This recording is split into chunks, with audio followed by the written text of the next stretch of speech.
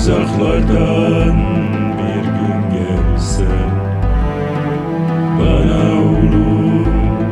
oğlum desen, kolların boynuma sarsan, oğlum kurban sana babam.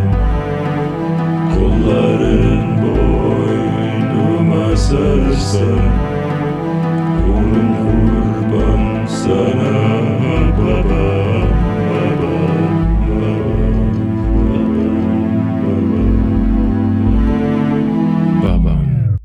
Madboy Vidi, gut erkannt, ist aufgewacht, Wut im Brand. Mein Blick ist so leer, starr gegen eine Wand. Im Leben passiert so viel, im Leben passiert so allerhand. Mein Herz schmerzt, als hätte es grad weggerissen. Frag mich nicht, wie's mir geht, Bro, denn mir geht's echt beschissen. Mein Vater hat mich verlassen, der Krebs hat leider gewonnen. In der heutigen Zeit find ich sowas nur gesponnen. Unvorstellbar, einfach aus dem Leben gerissen. Keiner kann das nachvollziehen, wie sehr ich ihn vermisse.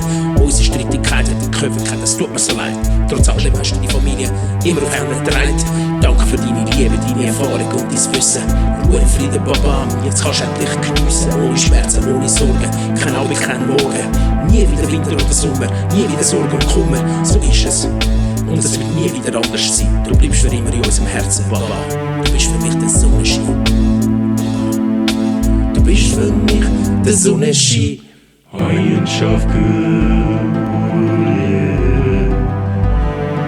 zaman günün yere göğe. Bu can bana çok mu gerek? Dayan gülüm, dayan canım.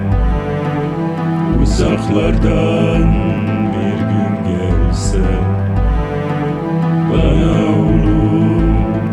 oğlum desen, kolların boynuma sarsan, oğlum kurban sana babam. Kolların boynuma sarsan, oğlum